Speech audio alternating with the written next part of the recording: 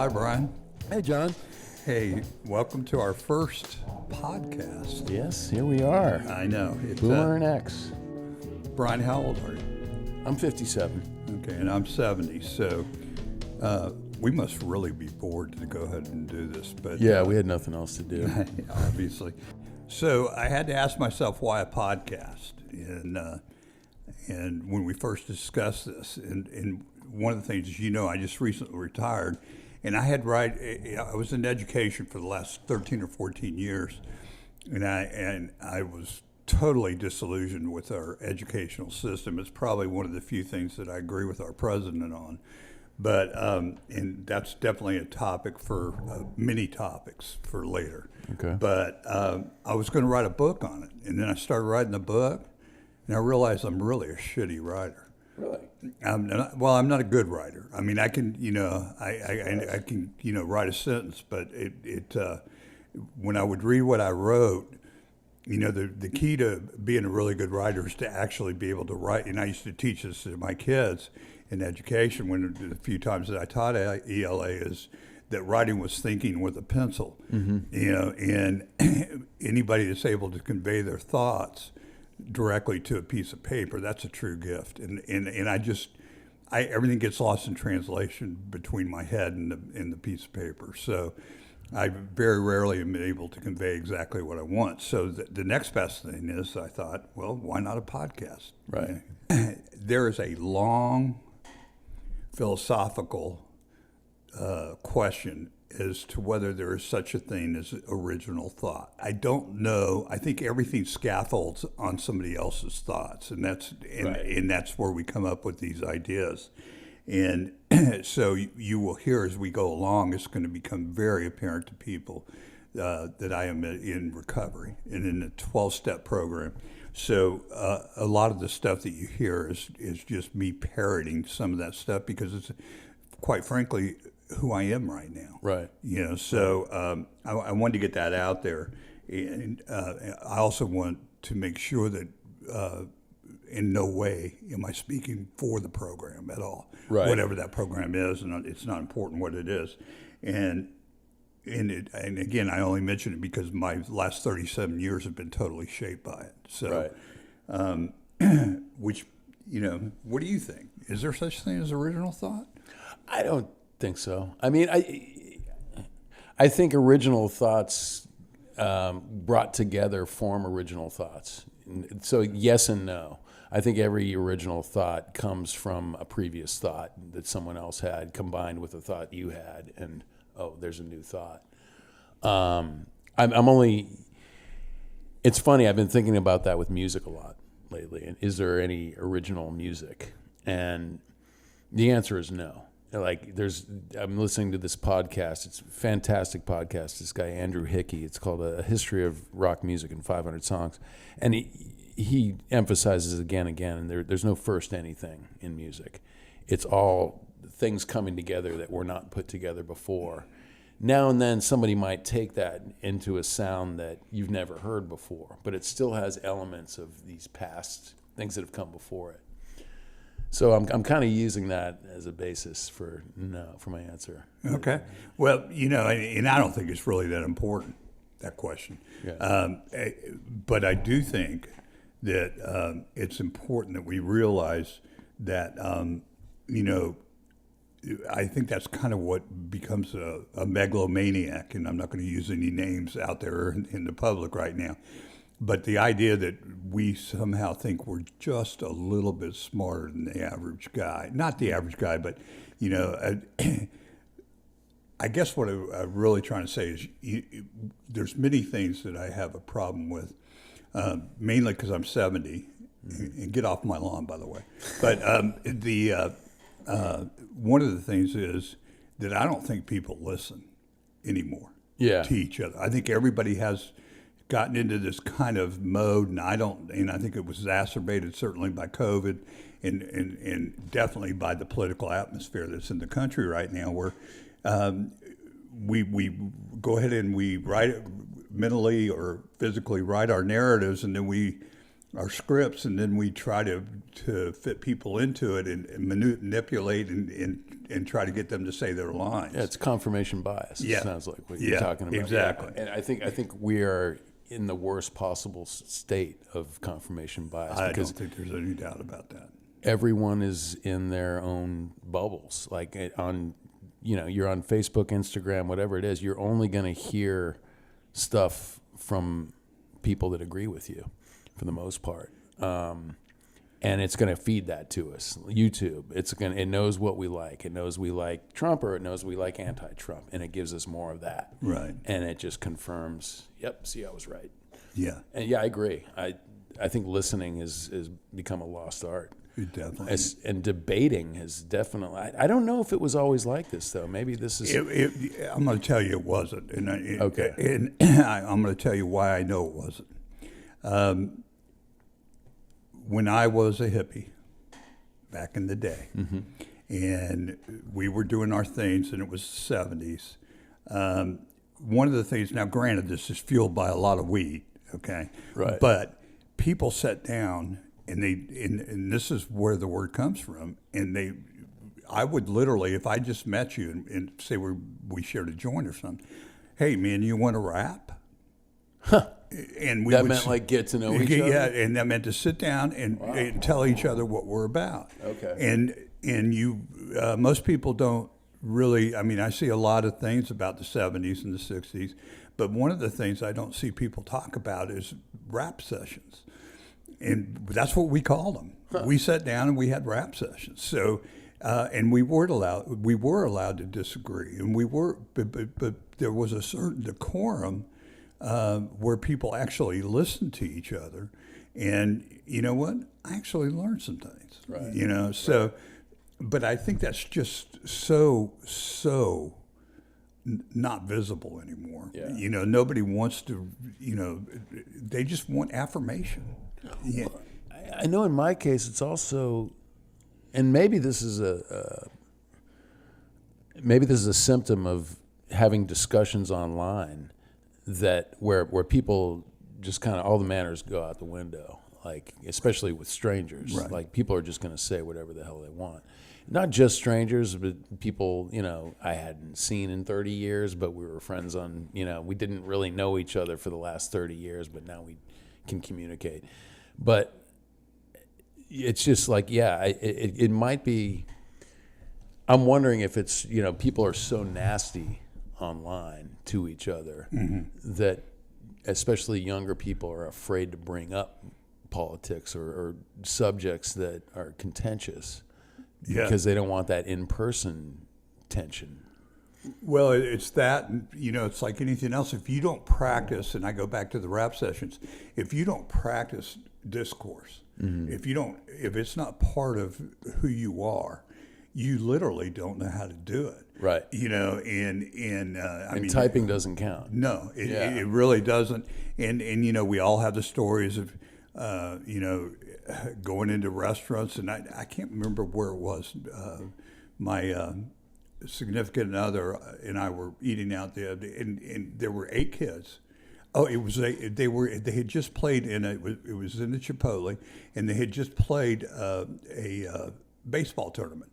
Now, I don't know who won or lost because they weren't talking about it. What they were is not one of them was talking to each other. Now, these are teammates, and they weren't talking to each other. They were all on their phones. Every one of them. Not one word was being, so I'm not saying that's necessarily wrong. What I'm saying is, though, we do, out of conversation comes the great ideas, right?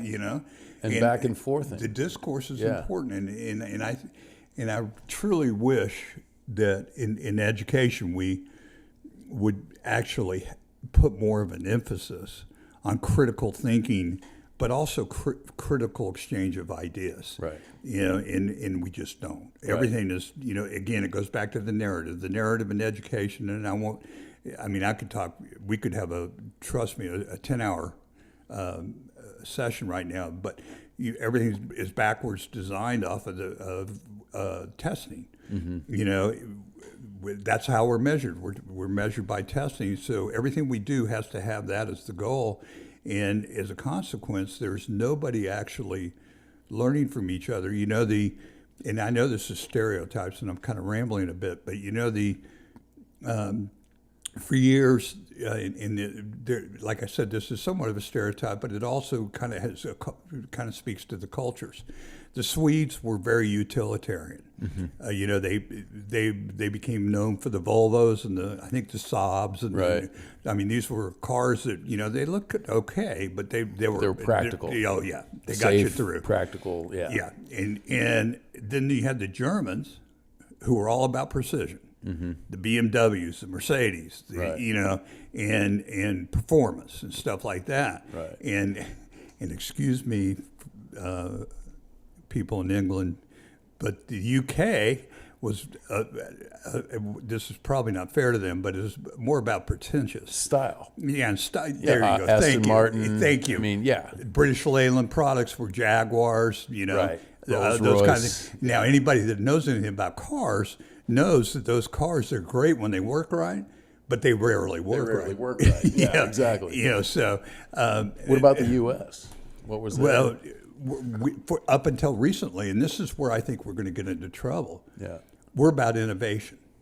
Okay. We're about, we're about inventing things. Okay. Now, in Japan, for instance, they take those ideas and they replicate them in a mass way.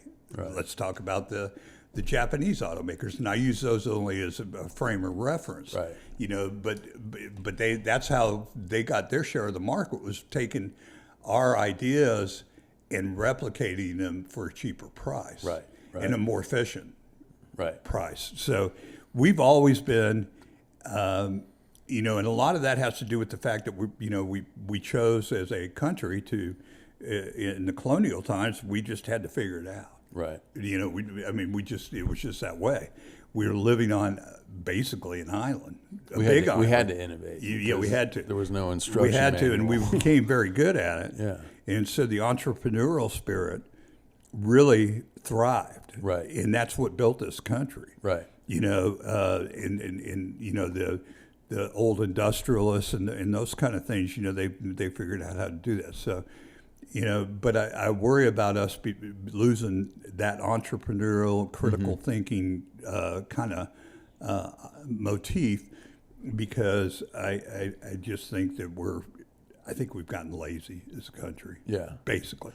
Well, and we've also in getting our, most of our cars are. It seems like most of our cars we buy from foreign companies. Like the U.S. auto market is not leading the charge exactly. Right.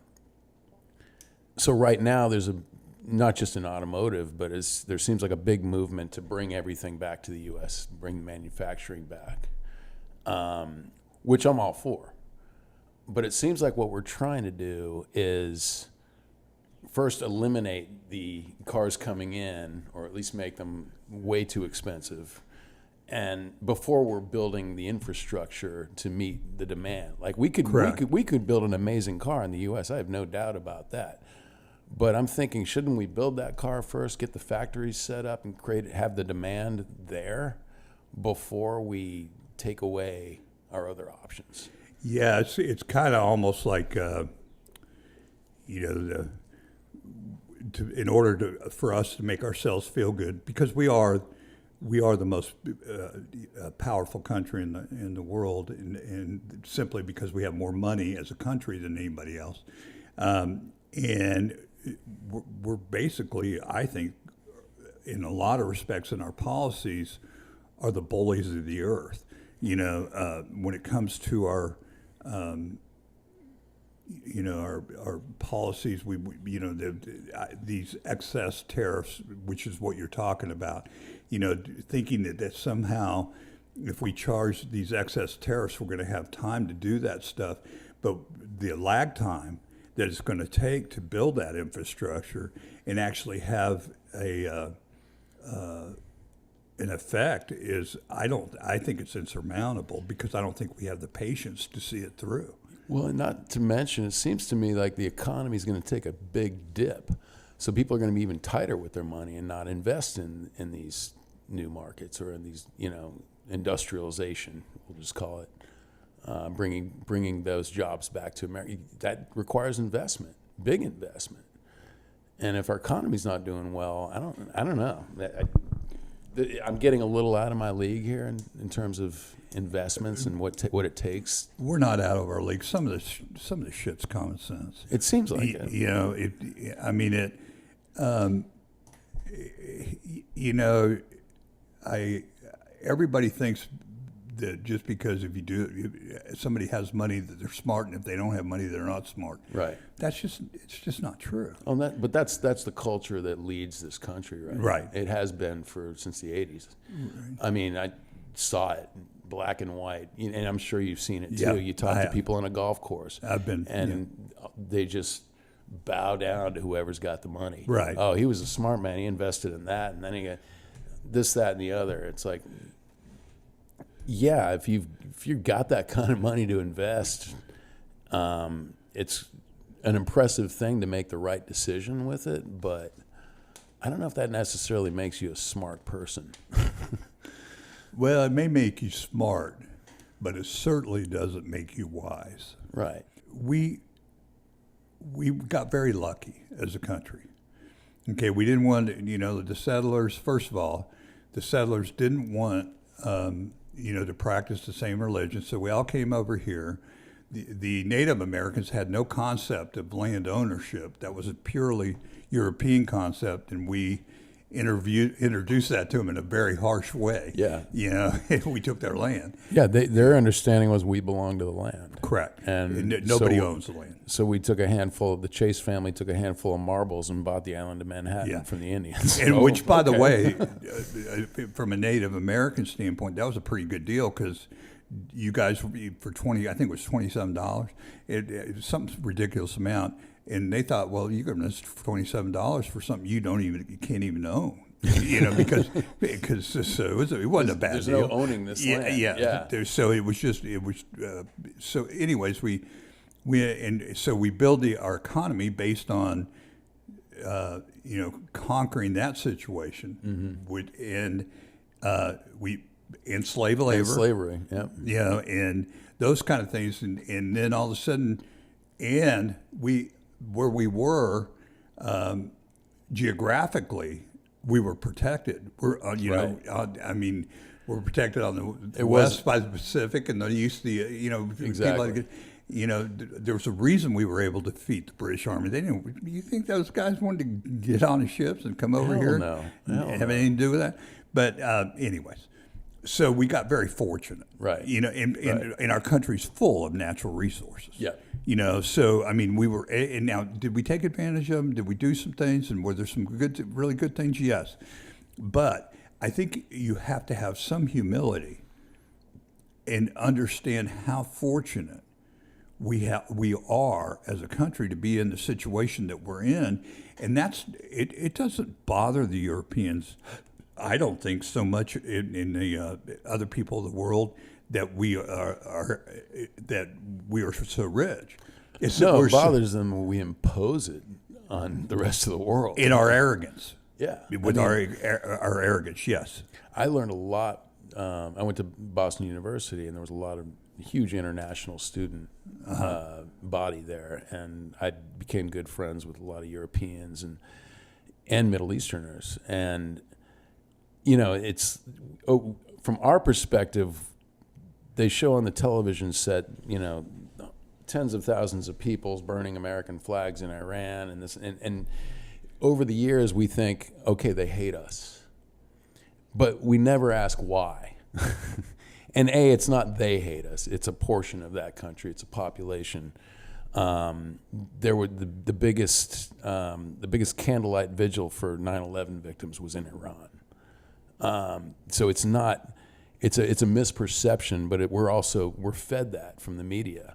No media they're not going to go cover people loving America, and I don't think they have big holidays and parties for it either necessarily. But what I never knew was why, and that's what I learned a little bit of over the years. And I only got the tip of the iceberg, but basically coming in, setting up factories. Oh, we're creating jobs in your country, but it's like 1910 in America type jobs.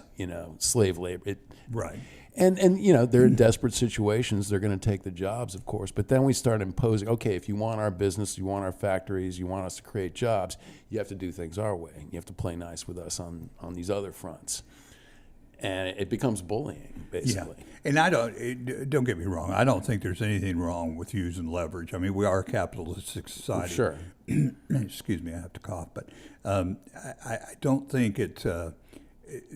I just think if it was tempered so much about if we were better caretakers, if we're going to be, if we are going to be who we are and we are going to be great, part of that is being a good citizen. Yeah, we're guests in their country, no matter how we slice it. Well, and citizens of the planet as well. Exactly. Exactly. And in understanding how fortunate. And the other thing that they don't get, I kind of learned when we went over to Bosnia, is we're 250 years old as a country. We're nothing. 250 years. We're babies. I know, and that's when I do digress, because that's what we do on this podcast is we're digressing. But that's where I think we're going to run out. I think we're living on borrowed time. We're living on our laurels. And I think there's going to be a true come to Jesus moment for our country, and I don't think we're equipped to handle it. Right. I don't think we're equipped emotionally, intellectually, in any sort of way to handle that. And in fact, it's coming in increments now, and that's why and I hate to pick on the MAGA movement, but Make America Great Again. Well, Make America Great Again. Let's talk about who America has never been great for. Right. It's never been great for women. Right. It's never been great for any ethnic minorities. Right. It's been great, and I am one. Yeah. For the Caucasian white guy, So I mean, and I'm not sure it was all that great even then. Well, that's the thing too. There's no point in American history you can point to and say that we had equal rights back then and everyone was treated fairly. There's no point. You can say it was more fair than this or that country. You can say it was better than this or that country. But we can't say it was great for all of the people in America. I fully agree. But it's interesting, I think, when asked, when was America great again? Every interview I've seen to this effect was in the 50s, after World War II. And you know what I'm going to say next. No, go. I've my got my own understanding opinion. is we were paying roughly up to a 90% tax rate back then in the 50s. I don't know what the breakdown was. That might have been for people. I'm sure that was for people earning over a certain amount. Our taxes were definitely a lot higher. So the same people saying making America great again, lower taxes, aren't making any sense to me. Well, okay. I'm not advocating for higher taxes. I'm just saying there's a reason we invested a lot in our infrastructure back then. We invested a lot. People could buy a 2-family house and just one person holding a job. But yeah, taxes were a part of the picture. Let's talk about this. And I'm going to have to speak in generalities because, again, everything is, we could, again, take each one of these sentences and turn a whole, podcast about it, right? And that might be well, that's what we're doing. We're opening up the line now for all these topics. Right, okay. right. So, but first of all, let's talk about Germany and Japan. Okay. Germany and Japan were together going to try to take over the world, and it was, and we did not get involved. We remained neutral as long as we could. And you know why we remained neutral as long as we could? Because we were selling to both sides. Right. We were selling them arms. You were selling, them our manufacturer, and you were, So we were enjoying the benefits of that. Right. It wasn't until Pearl Harbor that we could no longer capitulate. Right. Okay. Right. And remain neutral. So we get into this situation, And we end up, with the help of Russia, going with a lot of help from Russia. We were able to defeat them, and as a consequence, we had no competition on the world stage. Our infrastructure was set. Right. Our our ability was set, and we were able to reap the benefits of being the most industrialized country in the world. Right. And having that, we were able to just sell everything, and we just became filthy rich. So the idea, the 50s were probably, I mean, again, for the mainstream America, was probably the most not influential. I'm trying to think of the words.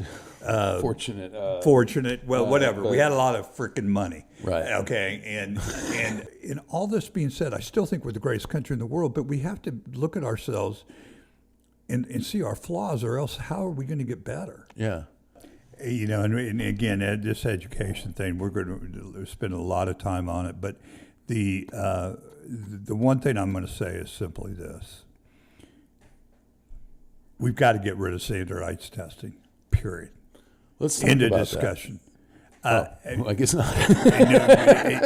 We don't have the time right now. Okay. And it's a big thing.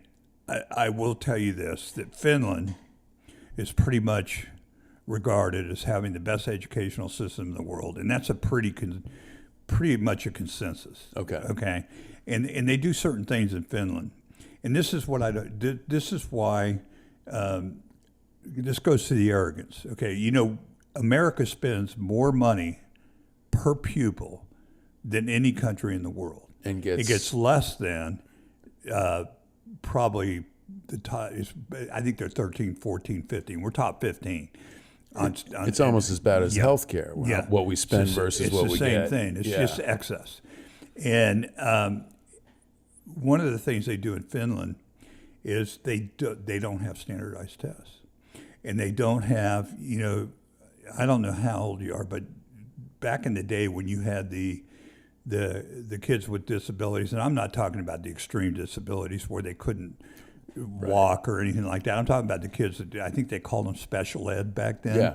The special ed kid, there's no such thing Right. in Finland. No, it's just no. It's all together. It's all mainstreamed unless it's extreme. Okay. And the theory is, and it's true, that you're going to learn just as much as a child teaching a kid with a disability as you.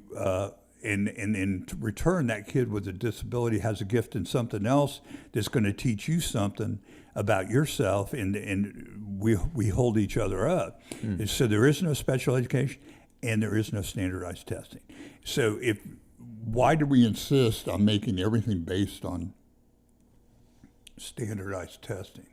Well, it's a good question. When you say standardized testing, what is the alternative? Like, do they No testing. No testing at None. all. How do you measure whether or not I mean, they're learning? No. I'm talking about standardized testing. Define that for us. So standardized testing is taking one test For everyone. for everyone. Right. That's standard. Okay. And for instance, we have a big reading problem in this country. Yeah. Kids cannot read. Right. Period. Right. Everybody knows it. Everybody says it. Everybody wipes their brows and says, "Oh, what are we going to do?" Right. And we do nothing. You know, the federal government, and this is where I kind of converge with our current president. Okay. The federal government, and I'm within percentage points. Okay, provides about 10 to 12% of the funding for education. Mm-hmm. And I know that's fairly close. Whatever, it's not a majority. Most of the money comes from local money, the taxes. Some of it comes from the states. So if you take your three levels of government, federal, local, and state, and the local is providing most of it, and the state. So if you're trying to teach a kid to read, why would you teach a kid in Florida, and this is just an example of what I know because I've experienced it. There's a story out there called the Triangle Factory Fire. Okay, it's a kind of the go-to story for kids to understand how to write and read and everything else. And it's simply, and I don't remember the whole story, but it's about a fire that occurred in New York in a factory in the 20s and people got killed. Okay. Do you think a child in Florida is going to relate to that story? No. Okay. Do you think a kid in South Dakota is going to relate to that story? No. Do you think a kid in Florida might relate to maybe something about citrus or something about, Right. those kind of things? And that's why I think we need to get, education is getting kids to connect with something so they can relate to it, so they want to learn. Right. Okay, and we just don't do that, and that's done with curriculum. And the curriculum, certainly you have to assess, you have to test, but there's certain kinds of tests. There's, That was my question: Yeah. is what is the alternative? Like, do you test different people at different levels? Like the tests are harder for some than others? Or? No, I think you take the curriculum and you do your formative summative assessments, and you do them based on what you're specifically teaching at that time, and you don't have to teach the same thing to every child. Right. I mean, I didn't say that right. You don't have to teach the same content and expect the child to remember the same content, because he may remember certain parts of the story. In other words, allow them to give their version of the stuff. Okay. And the other thing that happens, and then I'm going to end with this because we are getting kind of short on time. Okay. And there's a few things I want to say, and we're going to talk about this. The cheating that goes on is unreal. Oh yeah. I know people who've cheated their whole way through college. And I'm talking about the cheating on the tests. The tests. Especially now with AI. You ask any kid, in school right now, I promise you, if you ask them during their standardized testing, do they have kids cheating with their, first of all, they're not supposed to have phones. Right. Okay. But a lot of kids have two phones. They turn in one phone And they have the other phone. And they're going on AI and they're copying and pasting, or not copying, but typing and Right. and they're getting to the question, and they're not remembering anything. No. Well, that's the thing. There's no memorization anymore. It's just, but I don't know. If the problem is that we're doing this standardized testing versus individual testing, we'll call it, or individualized. No. I don't know what to call it. There's no How word. about limited assessments? Limited assessments? What do they do in Finland now? At the end of, I think I've got this right. At the end of high school, Yeah. and I'd have to verify this because I'm not going to say something. I'm going to try not to say something I don't know. There's some sort of a overall assessment they use for placement, and they use it for whether you're going to be into a vocational Kind path. of like in England, like they used to Yeah. do it. I don't know if they still do, Yeah, but it was you vocational. either went to art school or you went to trade Right. school or you went to Oxford. Right, exactly. Right. But it delineates what your path's going to be. Oh yeah, the other thing. Guess how long the kids go to school? In Finland? Mm-hmm. Oh. They go to school for 6.5 hours. Guess they spend 4 hours in the classroom a day. Really? 2 hours of it is spent socializing. That's the way it should be. Yeah, they're spent, and the other thing is, the teachers all have master's degrees, and Really? they're paid very well, and because they're valued. Right. So again, it's not that we don't have the money; it's how we allocate those dollars. Well, we create charter schools, and that's where all the good teachers go, from what I can tell. And not all the kids get to go there. Yeah, and then but It's a Band-Aid, but I don't think it's the solution. And the thing you have with charter schools, it's not the real world. It's not. Yeah. It's not. I don't think the charter schools are the answer. I think they're necessary because of the way our education's set up. That's what I mean. It's a Band-Aid, but it's not the fix. Right. I don't think that's the overall fix. And honestly, if I had kids now, and they were in public, I might want to move them to a charter school because there's some terrible public schools Oh, I know. in this country, everywhere. And by the way, all public schools are not created equal. I know that I'm sure. the public school that my grandkids go to down in Fort Lauderdale, I've gone down there and spent enough time with them and seen it, versus the school I taught at. It's like night and day. They're almost like on a college campus versus. Really? Oh yeah, it's unbelievable. Yeah. The environment is crazy good. Do you think are they in an area with like where the medium income is a little higher than? Yeah, and I'm glad normal? you brought that up. Yeah. Yeah, but It makes but sense. again, they can but pay again, the teachers. well, it's not only that. I was on a committee early on, and it was the school the only school I taught in, and was a dean in, was 95% free and reduced lunch, which meant that 95% of the kids didn't pay for their lunch. Okay. Okay, and so they, and what we had there is we were I know we were, because I know the numbers. We were 80% or 70 to 80% African American, or Haitian American, or some variation, and then we were maybe about 20% Latino and about 10% Caucasian, and so they had this big initiative, and you see it everywhere. Why are there disproportionate amount of young black men being suspended? Mm-hmm. Well, let's talk demographics, which is where you started this conversation with. Okay. Let's talk demographics. Well, maybe because 80% of our population is that. Right. And maybe because a lot of a high percentage of them are from very, very poor backgrounds. Broken homes. Yeah. So if you want to have a conversation on opportunity and civil rights and everything else, we can have that conversation about economic opportunity and things like that. Right. But don't just sit there and blame the teachers because they're spending more black kids. Well, of course they are. There's less parent involvement, there's less money, and there's less parenting. Right. Right.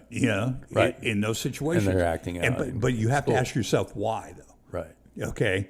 It's just to say, oh, let's just throw them to the curb and leave it at that.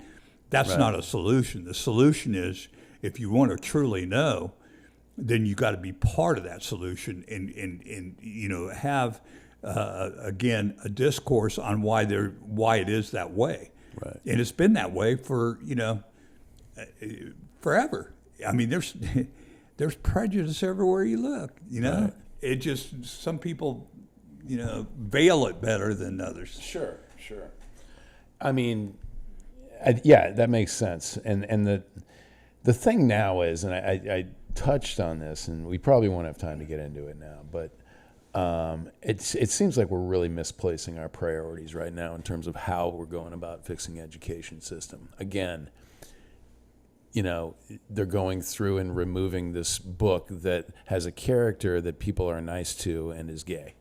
And we have to get that book out of the schools. That's where that's where all our efforts are going right now, is taking stuff out of classroom literature that encourages kids to be nice, not just to their own kind, but to everyone. Well, see, that goes to critical thinking. That goes to, not one size fits all. Right. And so and that's what we do with the standardized. You're kind of making my point for me. That's what standardized testing does. It's just a linear progression of the same thing. Right. You're 100% right. I mean, if certain people had their way, Huckleberry Finn would be, because you got Jim in there and you got, Huck, who's, and I think the N-word might even be in there. I think so. Yeah. So let's get that, I mean, it's just, I don't know. I know that your big thing and I hate to switch right now because I'm going to kind of introduce it for our next. Your big thing is, and it's going to be something that we're going to start on, is music. That's your love. That's your passion. That's definitely one of them. Probably my biggest. Yeah. Yeah. It's Sure. not? No, I said it's probably my biggest. Yeah. It is my biggest. Yeah. So, passion, I'm sure. I'm going to tell you that it's not mine. I know. Okay. I know. And there's reasons for it. I think the nuns used to have this little thing that where you learn the scales on do, re, mi, fa, sol, la, ti, do. Uh-huh. And I can remember this, Sister Kathleen Marie, I can remember like it was yesterday, trying to teach me the scale, and she just gave up. She just walked away and said, this ain't going to happen. So the next move for me was that everybody's in the choir because you don't have any choice, because the kids have to all sing because you go to Mass every day in a Catholic school. Okay. You have to sing. I had to move my lips. Right. Because couldn't. I couldn't carry. And I still can't. I can't carry a tune. Well, I'm into music, and I play music, as you know, and that's always been a huge thing. But I'm also a nerd, a total nerd, with just about listening and bands and artists and learning about that and so on. And yeah, we can talk about that anytime, of course. I'm sure it'll be woven in and out of all. It will, and I just I know we were all over the place. We had to. This is our trial, so if anybody's listening to this, please don't judge us. Okay? Actually, you can, because you know what? I don't give a shit. You're gonna anyway. Yeah, there's nothing we can do about that. Yeah, it is what it is. Let's go ahead and end this now, and then maybe we can look at starting off with music on our next podcast. Okay. And starting that, and then we'll probably end up on at the bottom of the ocean talking about oceanography somewhere along the line. We could. So, but at least it'll give us a format. And I'll let you. By the way, when I say the music wasn't important to me, I didn't mean it that way. It's not important. It was very important, especially in the 60s and 70s to me. So as a listener, you were into it I know listener. people who just don't like music. No. Never did a thing for them. I love it. I'm envious of it. Yeah. I'm envious of people that can play it. And I remember they were trying to teach me to read music in the 8th grade music class, and I just remember all those little circles and tails and and all that stuff, and I just couldn't do it. If it makes you feel any better, I can't either. Okay. I never learned how to read music. Yeah, it just the whole language thing. I can't. Yeah. I have a tough time with languages in general. That's like I can't speak Spanish. My significant other is bilingual, or actually she's trilingual. She speaks Spanish, Creole, and English. And she speaks all of them very well. And I can't even. I took Spanish, and what I did in Spanish classes, my Spanish teacher had a deal with the basketball coach, and I went to the gym and shot jump shots. See, I was able to Spanish, any language I have a tough time with. You had to take 4 semesters, 2 years of a language, 2 years. So I took Spanish, and the first 2 semesters pretty much killed my GPA. Yeah. And then I was able to switch, though. They had a translation track where you could just take poems and short stories and translate them into English and back and forth. And I was excellent at that. I got A's in that. But in terms of a classroom setting, learning how to speak a language, it was pointless. Then when I went to Spain, though, it started coming back to me. I started feeling like I was learning it. And that was just in like 2.5, 3 weeks. I felt like I was getting it. So it's just people learn differently. And back to your point about standardized testing, people learn differently. Yes. And they're going to pick up different parts of a story. And I agree with not giving them all the same test. I'm curious to hear more about how Finland does it and how other countries measure progress in kids. But we can touch on that next time. Okay. Yeah, I think that's a good first shot. I think we did good, Brian. Consider we've never done anything like this before. And you know what? If nothing else, we can listen to it ourselves and pat ourselves on the back. Sure. All right? All right. And good job. You too, buddy. I'm Boomer. And I'm X. Over. And out.